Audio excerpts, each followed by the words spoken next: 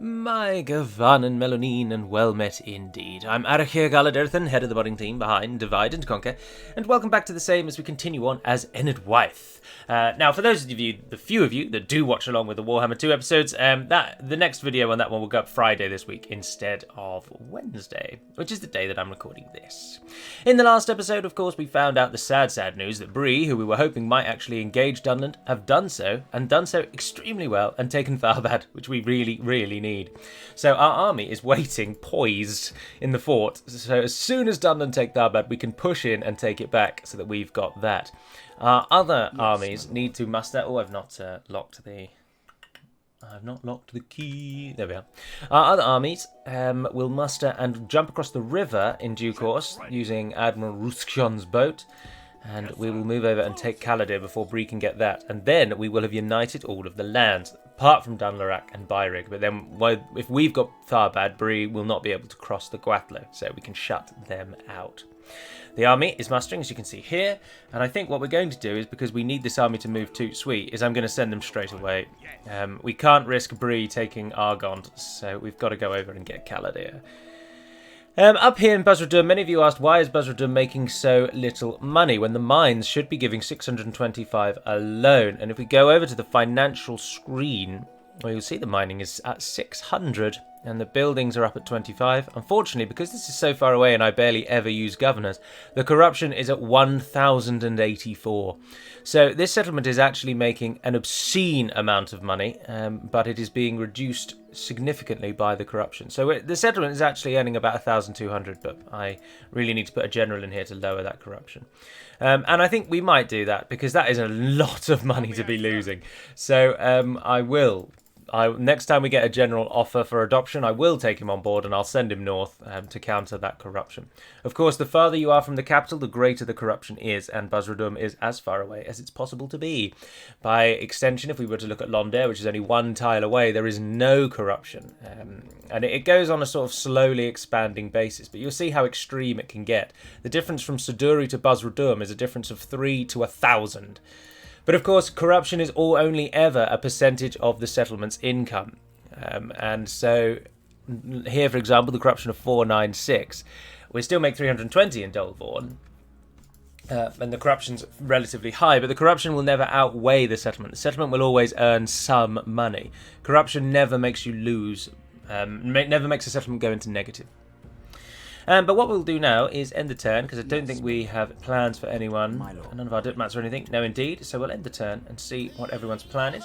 As many of you guessed, and as I said at the end of the video, the end turn little jingles now are all from Age of Empires, and 2 of them are from the original edition, that Spanish one you just heard, and the Aztec one, which I think is better in the original, and I think it was done dirty in the DE edition. The others are the Khmer, the Burmese, the Britons, and the Magyars. But we haven't heard the Magyar one yet, which is very disappointing to me, because it is my favourite, and that's the one I use as my ringtone on my phone.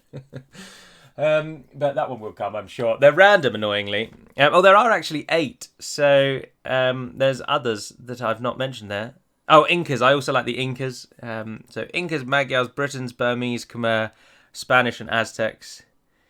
And I can't remember the third one, I'm afraid. I'm sure we'll hear it. There are 8. There are 8 of them. And it randomly chooses them. I did think that... Oh, look, benefactor for adoption straight away. There we are. I did wonder if what it does is play all 8 of them just in a line and then loop back to the beginning and play the 8 again. But it doesn't seem to do that. It does just randomly choose. So the more options you give a one-time thing, like the end turn scroll, the less likely you are to actually hear the one you want. Ah, look, there's the way station building. A figment of everyone's imagination. For that no longer exists. Ah, Dunland did not take Tharbad. Ah, we have to try and buy it. Right, and what they want us to do is send a diplomat to Khazad-dûm, don't they? But Khazad-dûm is quite... We've got to cheap move them over the mountains to do that. I'm really not bothered about 750 gold coins. We'll worry about Khazad-dûm when the time comes. There are 2 units in Dolvorn I was going to use, but they're 2 turns away. I don't think it will bother training you, actually. Just send the Dove Sheath Elders out now. So you guys head off. And where did that general just appear? What was his name? I didn't actually bother looking it up, but it'll be one of the lower ones. Your orders, my lord. Probably you, isn't it? Oh, yes, because it was Chief and Donkhythe who took you on board. Yes. Yes. Berach.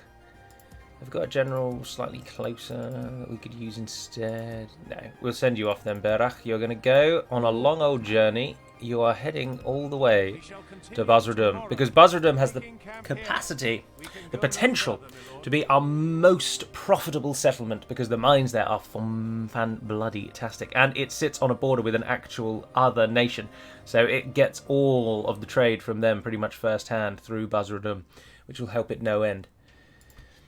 Right, the fleet is in position. You can nip them across the river. Caruion, join up with them so we don't get caught out. Baradvin, do you have anything to add?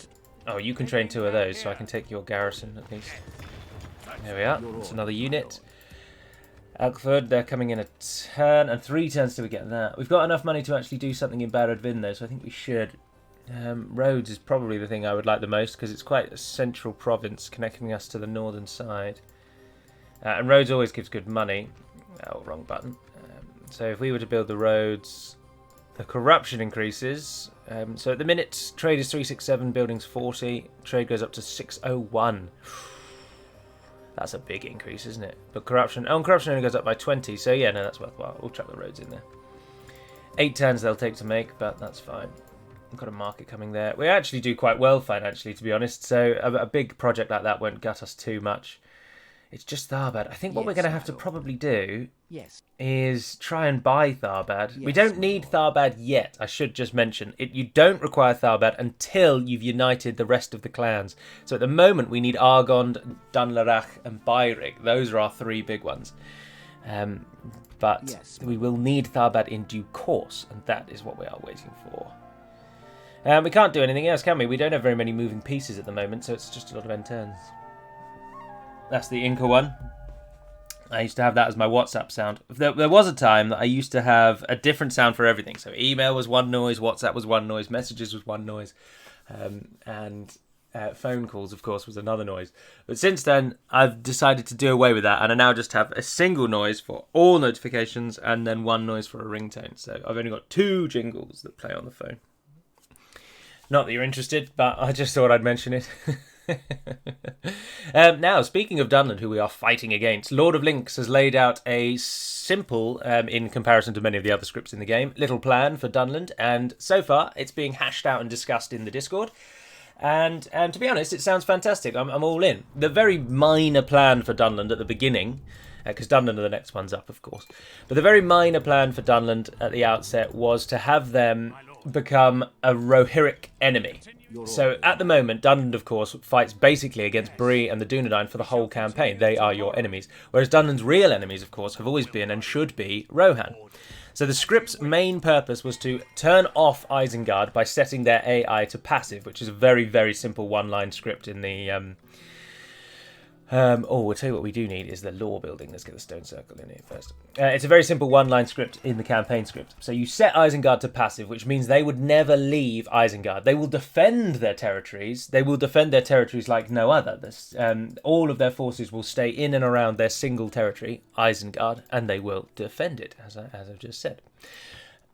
So we'd set Isengard to passive, which would then allow of Rohan to move through the gap of Rohan and hit Dunland in the south from coming in through what we have the situation right here, to be honest, where they'd take Eisenrun, they'd move through Bregnas, and they'd be pestering you in Dunyard. So that was the core idea, really, is to make Dunland's main enemy Rohan. That's what we started with. Oh, I've moved you already. Right, you can go and have a look at Callan Argon then. Oh, balls, it's got a huge garrison. Right, that's not falling anytime soon. Equally, I really, really, really want Tharbad. Tharbad will cost us a lot more money than Argond. So we've got time to wait, I think. So put the army in there. Caladir's not going to fall anytime soon. That army is huge.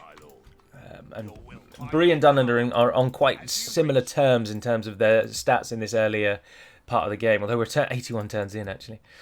But Bree and Dunland have very, very similar stats, so one of them's not going to be suddenly beating the other one anytime soon. We've got those 2 generals now, so Jorgen and Berach. Berach's going to go up to Basra, and Jorgen's going to go to Dolvorn. You can, of course, decrease corruption as well by building any building that gives a bonus to law. So that's the main purpose of law. It's not to give you public order, it's to counter to corruption, which is why some people think the militia garrison is actually more cost effective than it says, because a 10% boost in the corruption decrease may actually drop corruption down by, say, 200 gold coins, for example. And you only have to pay 100 gold coins for that pleasure, so you actually get a net gain of 100. So it's all, if you really want to get into the sort of meta plays, that's how you do it in Med 2. But you just don't need to. Med 2 is just too easy to have to worry about that kind of level of detail. But anyway, we're ending this end again. Anyway, Dunland. So Rohan will be your main enemy, Isengard will be turned off, and the basic premise was just that when you took Helm's Deep, and then you took Edoras, and then you built something called Wolf's Throne in Edoras, that was essentially all Dunland became. So their units have been adjusted already. In fact, the Dunland lending units have barely been changed. They were already quite a late game nation. But in order to get their cities, large cities and strongholds, you would need to conquer Rohan, and essentially you're using Rohan's expertise mingled with your own. You're subduing Rohan and having them work for you, and it's by capturing Edoras and building Wolf's Throne that you are able to then unlock the greater, later powers of your nation. That's the core idea. That hasn't changed. Dunland will still be very much focused on attacking Rohan. We don't want to railroad them too much, but attacking Rohan absolutely makes sense. Oh, Lorien prospers, Dale prospers, Mordor's doing well, but Lebanon has fallen, so Gondor is getting crushed.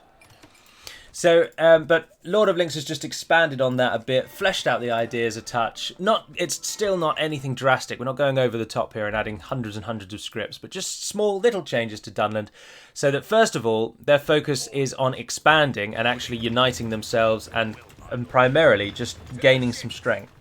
The main change that Lynx has done is something that ties into the film, and I like quite a lot, and I do hope we keep, is he's focusing more on the idea that Saruman is using us against Rohan before his armies are ready. So Saruman's first command to you is to prove your strength, and at the minute we haven't decided how to do that. Lynx suggested you take certain key regions from Enedwaith, like Alkford or Londare, but then that perchance possibly railroads you too much into hitting. Oh, they took it.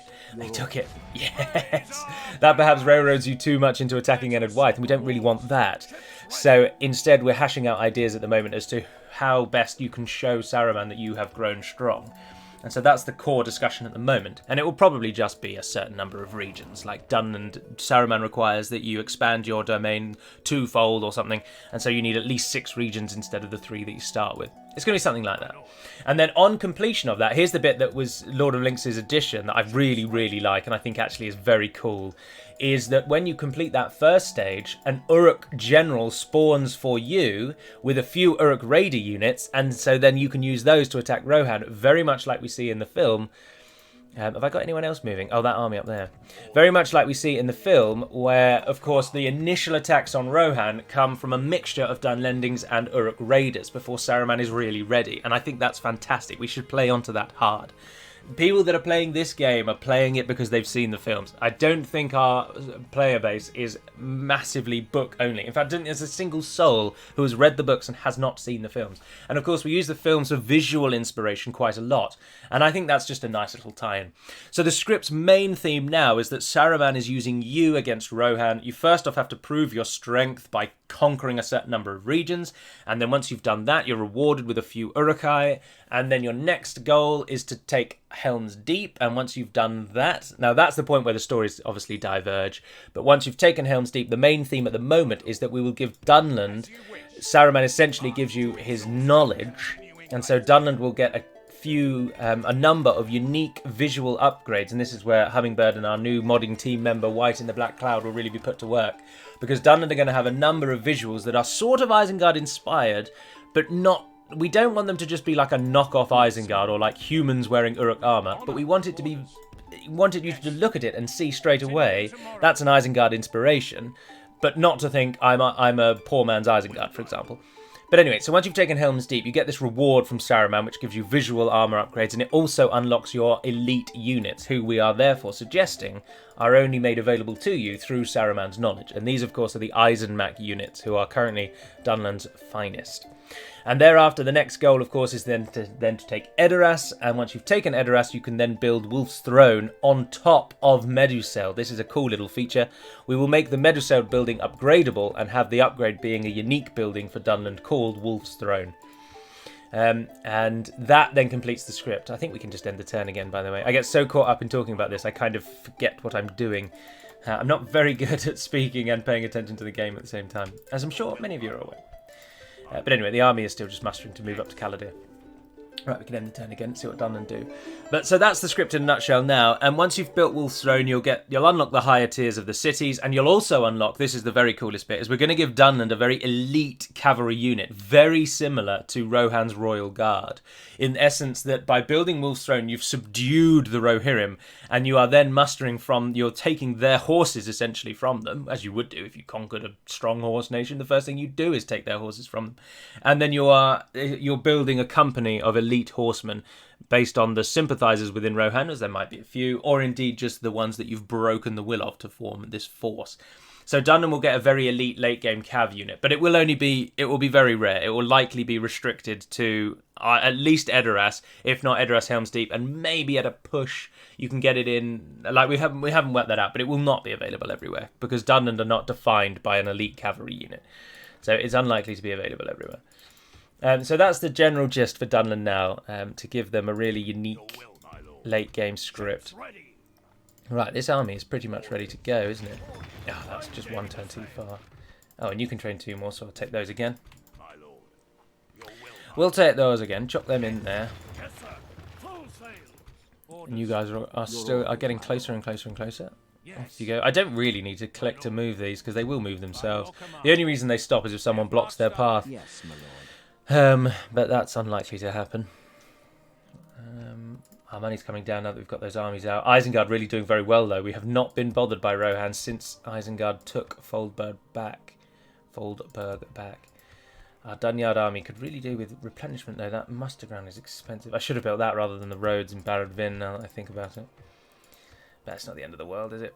I can't imagine that Dunland will have any answer to our assault on Tharbad. They've got Dunhead champions who, of course, were given a visual redesign. Dunland's roster is actually pretty much set and ready to go. So the Dunland that we're fighting right now is very much the Dunland that you will play as with this script change in the future. But there's 1 or 2 units that still just need to be added. But I've also done a few little bits and bobs of modding over the past few days, just very minor things here and there. One thing that I do want to do, and I'm hoping to do this week or weekend, is to set up that Woodland Realm or the Elves Union script. So the Yavanna's Union, which is what the script is called at the moment, allowing the Woodland Realm and Lothlorien to train a couple of each other's units if they form an alliance. I just need to tinker with the end of that to set it up so that they can merge their nations together. And the reason I want to get that done sooner rather than later is because that's very much going to be a test for how well the Reunited Kingdom script is going to work. So I'm quite keen for that. But finally, we actually have a battle after nearly 20 minutes of the video. Captain Fiorel comes with Dunlending Berserkers, 2 units of Raiders and some Pikes. Raiders aren't actually too bad. They shouldn't be scorned at. They're quite a good little unit. And of course, Berserkers are very powerful, always a threat if they are used well, and we've already seen how pikemen can be used effectively in defensive stance. Menthar is the person trapped in Tharbad. He's got a reasonable force, but still nothing too elite in all of that. He himself, I think, has archers. Yeah, Dunhead Slayers.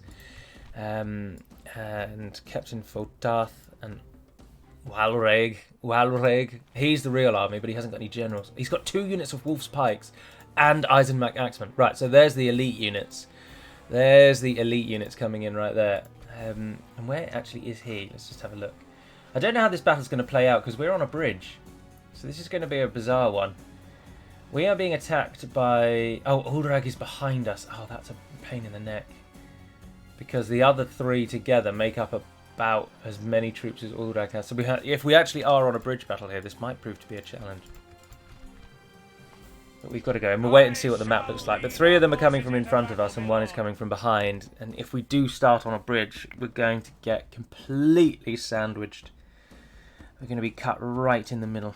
Now, here's a wonderful little opportunity to just test Yes, my keys have stayed the same. Thank goodness for that. That should hopefully be the end of it. Right, yeah, so Ulrag is coming in behind us, whilst the other three are coming from just across the way. And Ulrag is arguably the stronger enemy. And we only have 2 archer units here today. And we've only got 2 javelin units. This is actually a really pathetically poor army. Ah, dear. Right, well, we've got to use the bridge to our advantage. There's just no way. Like, if we don't use the bridge, it would be foolish. So let's form up with our defensive line units first of all around the bridge. Actually, I think Garn Bodygarn and the Druidine Hunters, you're both Druidine Hunters, aren't you? You're probably better served shooting out against the enemy that's coming in over there. We've got 4 more units that we can use to hold against Ulrag. And then the Mohaini, you could go there and throw your axes down the centre, as could the Mordag skirmishers. You're our general as well, aren't you? Yeah, you guys go together there. Oh, I need to put you in shift 1. There we are. Right, yeah, you go there. Although curling you around is probably a bit better. I just need you to get javelin shots off. Right, and then we've got 3 of you who are going to go on the left, and we'll use you as and how. I'm just blabbering to myself because I really don't think we're going to win this. The garrison of Tharbad alone was fine, but Ulrag coming in behind is going to give us real jip. The enemy are bringing in reinforcements. Do we actually think in this instance it's better to walk our units down the bridge? I think it might be. Right, yeah, they're coming in from there, but they can't flank us. I think as well what I am going to do, if we are going to walk down the bridge, is we're going to change it up. So the archers are going to go to there, and we'll send them skirmishers to there.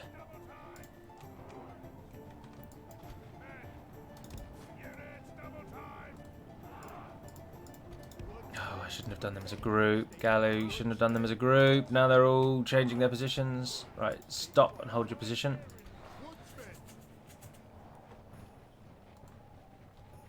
Stop and hold your position. In fact, all of you can now stop and hold your position. Actually, no, don't hold your position. Push out into them. Yeah, and keep them pinned on the bridge, and then hopefully the archers can then just really, really smash down the bridge. The only problem with this strategy, as you've all seen, is the way that mass works in Medieval 2. And it's just something we can't really change. It's a core feature of the game. Something I've always wondered is if we reduced the mass stats across the board, so infantry, rather than having a mass of 1, which is very much the default, if they all had a mass of, say, 0.1, then maybe we might be able to counter the fact that units just blob through. But I don't think that would work, because then you'd essentially have to also lower the mass of cavalry. But I don't think if a unit had a mass of 0.1, I don't think whatever you lowered the cavalry's mass to, as long as it was more than 0.1, the cavalry I think would become drastically more powerful than they have any right to be.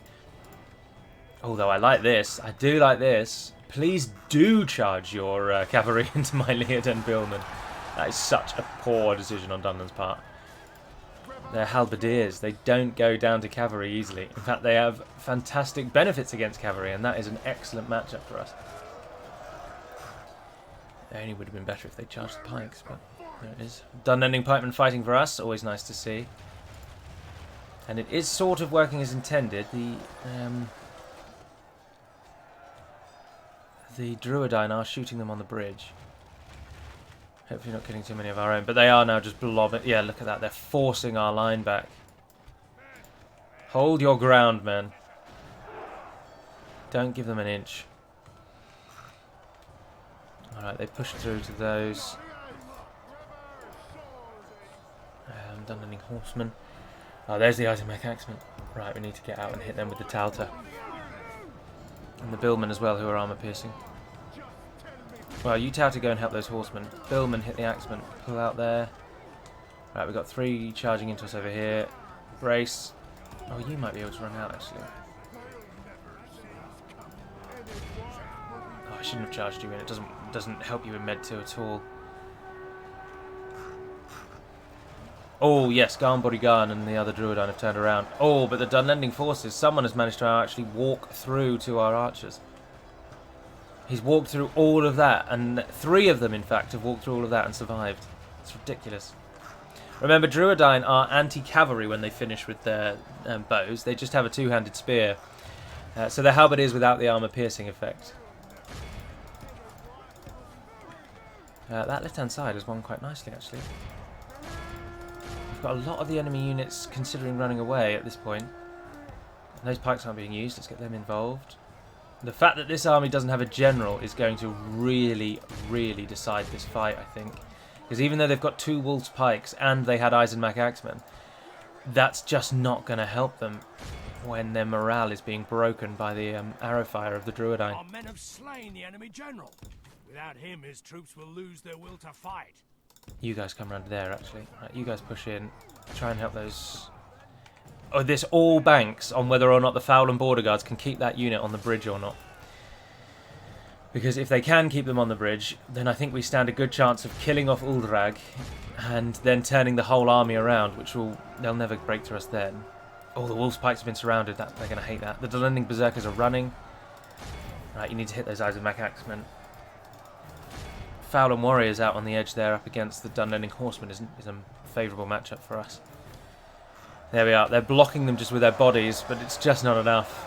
I think they are going to break through. Oh, the Ballister crews have arrived now as well. Right, Garn Bodygarn and your Druidine pull slightly further back. General, you take up the position in front of the bridge now, please. Take the Mokaini and Backstoy with you. Put the Backstoy in front of you, actually. And then you go just behind them. Both of you run. Right, let's have a look over here. What's going on? Charge into those. You're free. Come back. That Eisenmach Axeman. They were going to hit the Axeman, weren't they? But that Wolf's Pike unit is blobbing in the centre there. We've got a Dunlending Pike unit over there decimating our numbers. We have surrounded them, which is the best you can hope for. That's all you can really do against Pikes. Oh, Wolves' Pikes there are routing. You guys don't be in defensive mode anymore. The battle is very much in our favour. Victory will be ours. Yeah, it's looking that way, Jen. Announcer guy, isn't it? It is looking that way. Oh, the Ballister crew is targeting us, but in their folly, they're killing their own men. Oh, that one didn't know. But that's a really risky manoeuvre. Mordag skirmishers, if you can throw a volley, please bloomin' well do.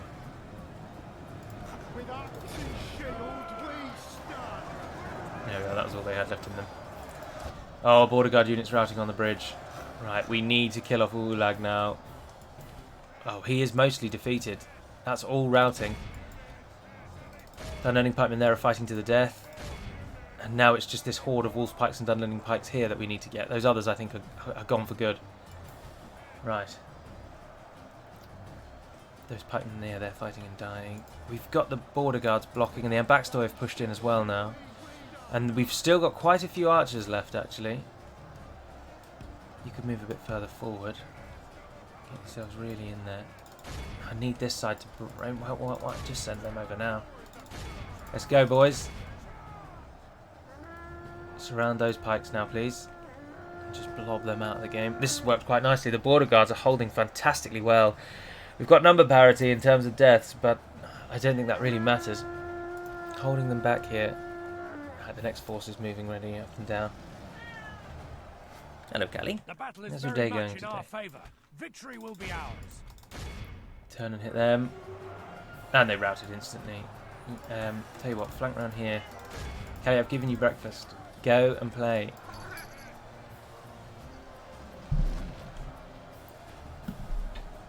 Just walk into basically everything. Yeah, that's really helpful. Don't go under there. Come on, go to bed. Ah, apologies. Not paying attention. Right, have we killed that pike unit yet? Yes, they're fighting and broken to the death. Pull over there and then pull in. Just casually knocking over everything.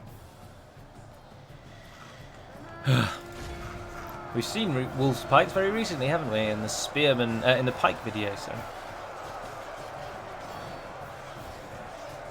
They do look cool. I like the little shields on the back. I think Dunland has a really high quality shields visuals. I don't really know why. Somewhere along the line, someone decided that Dunland's shields should be very good. And they are. Right, it has worked. It has worked as intended. So, pull everyone just into a line here for now. All of you guys, rush down there, come out of defensive mode, speed this up. It's time to press the attack. You guys can just keep firing, keep firing, keep firing. Yeah, so Ulrich has completely run away. So now everyone's got to come over that bridge. I'm going to group you all together, and I'm going to move you all to here. Yeah, go to there, go to there, go to there. The enemy are badly bloodied. Sprint, if you would. Garnburigan and the other archers pull slightly further back, and let's speed this up. Right, that whole force. Push in. Let's break the back of this enemy here. It's just two giant blobs meeting on the field of battle. Dunlending berserkers at the back there. Target them. And you should clip a few in front of them on their way through. The Ballister crew again targeting their own men there accidentally because they are accurate, but they're targeting just foolish locations. I think it's... Oh no, it is turning horribly in their favour. Everyone is running away. Absolutely everyone is breaking and running away. Why are you all running? You're not even getting hit by our archers. Oh no. Maybe they are. Ceasefire. Double-edged sword.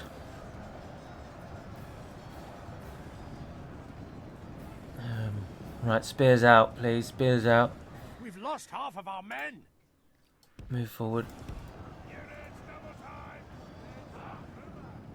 We're going to lose the Mordag skirmisher general here, I expect. Most of our army is now knackered and breaking. I thought it was them that was breaking, but it's us. We've killed so many more of them than we have of us. You're going to have to get involved.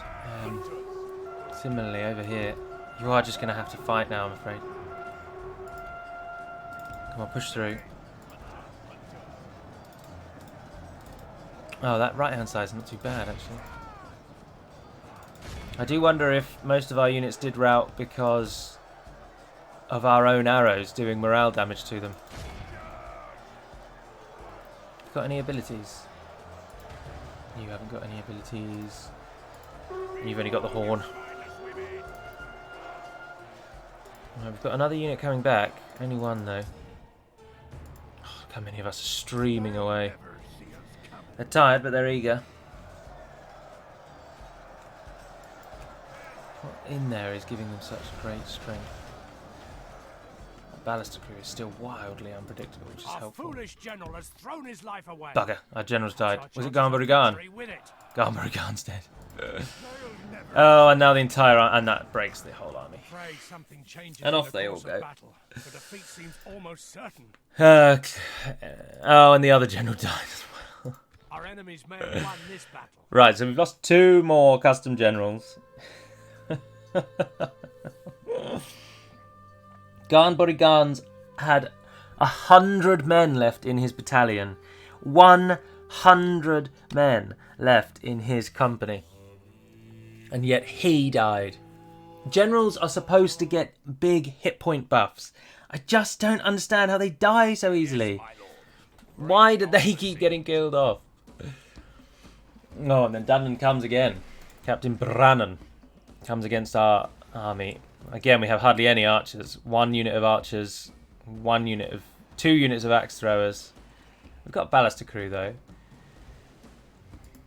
If we withdraw, do we withdraw to the ship? Oh, bugger, no, we withdraw to... Why didn't you just go in the ship? It's right there! You moron! Oh. No choice now but to fight it. If we lose this... Oh, this is the first battle with Caruion. So this is probably going to be an episode where 3 custom generals die. So brace yourselves for that. In comments incoming. But, for the most part, we can form a nice stalwart line and try to actually use our chariots with some degree of effectiveness. Defensive units, form lines. Let's that's all this battle is going to be, really. And we're going to line up here, and we're just going to move to that. Just move them forward slightly. You and you can group up. Group up, just go behind. We got the 2 Ambachstoi. Ambachstoi. Alistair, you're going to sit on the hill with the archers. And Carubion, we're going to send you round to flank. Right, so melee forces, form a line. Let's pause it and set it up. 2 Ambachstoi. Go nice and wide across the back. And 1 herald go there. And 1 herald go about there. Yeah. And then the baluster. Move further forward. Oh no, the baluster, you're probably alright where you are, actually. Just swivel on the spot. Alright, and Caruion. Come out over the edge. Filani war wagons, our first use of them. Yeah, and then just put those over there. Right, into positions, please.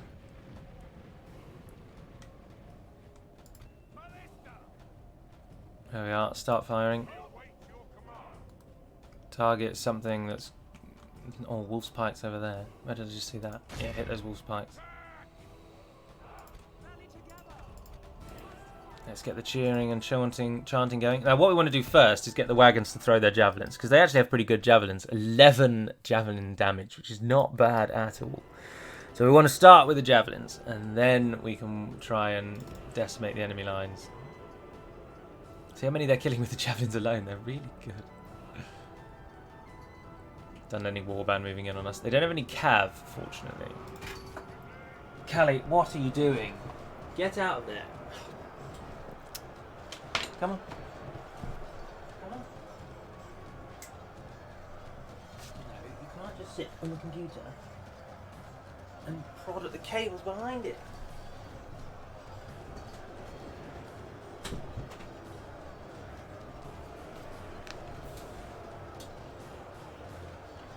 Oh, there we are. She's outside. Apologies for the brief interlude.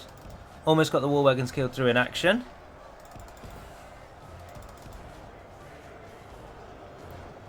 Nice. Well done. Run away. Seems to be swinging in our favor. From such tidings does victory emerge. Carubion hasn't lost anyone yet. We've got a load of them routing. A shed load of them are routing. Now, we don't want to in any way hit the pikes with Caruion and his war wagons. I should have shown you what the war wagons look like, actually, shouldn't I? They are very, very simple chariot. There he is. And there we are. Smashing into Eisenmach Axeman.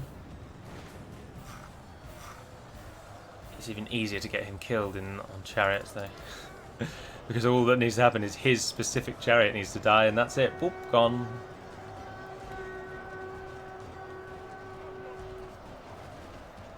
Lots of units running down them. There's so many of their units are routing. This battle, in contrast to the last one, this one has been a doddle. Like, most of the enemy has run away before we've even needed to do anything. Right, they're off. They're going to hit those Dunherd Slayers. First of all, what they're going to do is just charge right through the Dunherd Slayers to disrupt their lines. Danish spearmen trying to track them down and trap them. Now, running into things with chariots does get a couple of kills, but nowhere near as many as actually attacking the enemy. But of course, chariots are so easy to kill in actual melee that it often doesn't really do anything if you leave them in there to fight. But they can decimate enemy lines like this. But then as soon as they stay in the battle, it all changes. So you've got to keep moving them backwards and forwards and backwards and forwards and backwards and forwards. And just basically never leave them in battle. Which is why they take forever to kill things. But their purpose isn't really to kill, it's to disrupt. They can totally break up an enemy formation and change a stalwart line of pikes like that into just a blob of enemy units who are waiting to get decimated. But it is a shame that they're not very good at killing. Because it would be really helpful if they actually could kill a thing or two. Charge the Ambachstoi in. Chariot's just going to disrupt the Slayers again.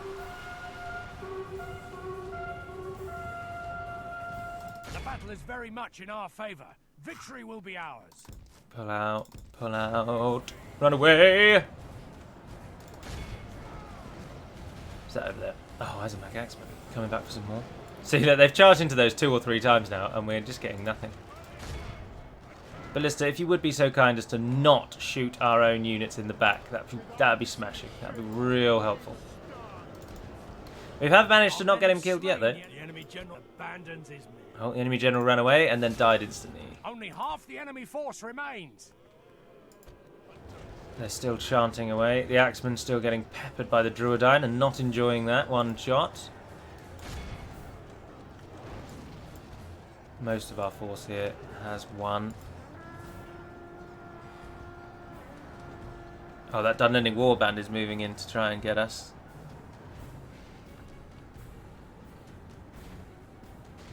Our target was the...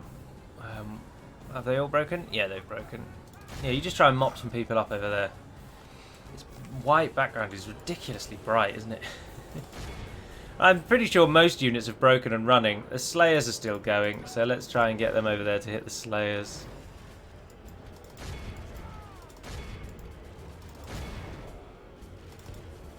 Oh, don't do it yet. Let the archers fire on them.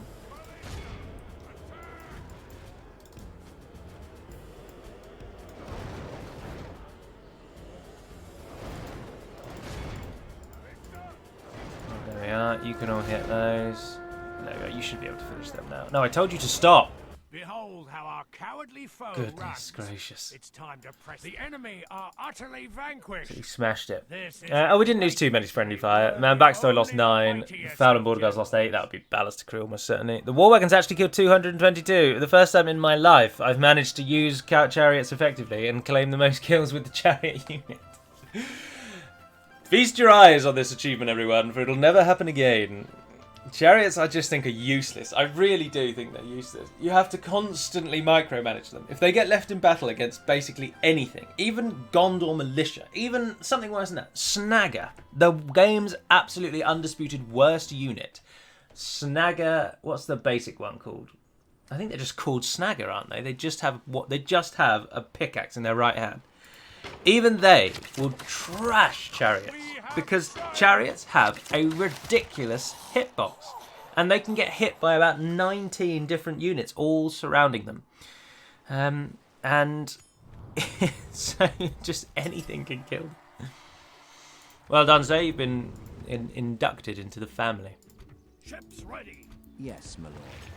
Let's just jump in the ship real quick. Merge the army together there. Pop back onto this side of the river. Take out that which will no longer help us. No, they'll all help us. Have we got any more units coming? Oh, yes, Alkford. Oh, Alkford can send even more units through. How much money do we make? 6,000. Just keep training units for me. Oh, and who's this? Makar. Yes, my lord. Welcome, Makar. I don't really know who you are. Have you come of age? I don't know, but I'll tell you where you're going to go. You're going to go to the fort over there. Oh, and speaking of forts, actually, Yes, my lord. this army is far better, and Caladir, as we've already mentioned, is a much worse target. So let's send the Elita, that's not really a very good word, but let's send the stronger army up to take Tharbad, and we'll come back and deal with Caladir when the time comes. We have total river impunity, which I like a lot. I like that we can just nip up and down that river, and it just does not matter. Leodan Spearman. Do you have a Leodan Spearman unit that's under level? Oh, yeah, look, 91. Yes, fantastic. Go and join that army, sirs. There you go. Boom, boom, boom. Suddenly 131. And then you're going to get those garrison forces. Oh, you don't need to sit there, Sion, and do... Vaya doesn't need a general, not at all. Makar is coming, though, actually. We could do with 2 generals in that army. Have we got a general? No, we haven't got a general in there. Yes, So... my lord. Sion, you join them. You 2 can become the garrison. Why would we want herders as a garrison? No, take a normal unit. And from here, take those 2 to the ship.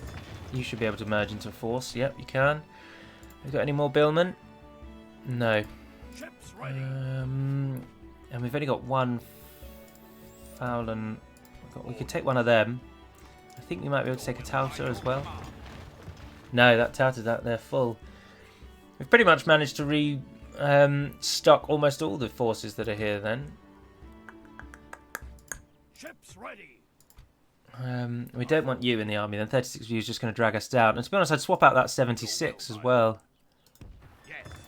Ships ready. So we've got room for 3. Definitely the 2 Tauta and the Druidine Hunters. As you wish. There we are. Good little army, and you can land right up on Tharbad. And to stop Dunn's annoying attacks, and to make sure that we're not attacked in the back, we'll hit Tharbad from the northern side of the river. And see how they bloody well like it. And then you, Machar, you can come to this fort, actually, and you'll, again, we'll make that the Caladir recruitment centre for the eventual attacks on Caladir. Yes. Now, these generals at the moment cost us 240 in upkeep, but they should possibly be free when they get to these 2 places. So that shouldn't be too bad. Should be able to hold. Should be able to hold. Right, I think that's all good for this episode then. So, a rather unsuccessful attack on Tharbad, but we beat back a large Dunlending force on the northern side there. And remember, Dunland now has very few regions north of the river, and Bree is really whittling them down. That next turn, hopefully, we can siege Tharbad before that Bree army gets there. The High Elves and the Ardenheim are at war because it's about time that they did their attack. And Lorien and Dorwinion are allies. Now, of course, Dunlarak is building a large army, and we don't have many forces around the edges. So, Alkford is really going to have to start chucking troops out as fast as it can. Dunyard is hopefully going to build one of them, but time will tell. For now, that concludes the next Enedwaith episode. And of course, the final episode of this week will be live streamed on Saturday morning at 11 o'clock GMT for an hour and a half, as I have done now for the past like 3 or 4 weeks. So do tune in if you're interested in seeing that. And there will be a Warhammer episode tomorrow as well, if you are keen to watch that, which hardly any of you are. But those of you that may not have seen it before, I do encourage you to have a look, because you might enjoy it. And if you don't, please do let me know why. But until we speak again, dear friends, Navarn and En Pedimad Melonin, and farewell.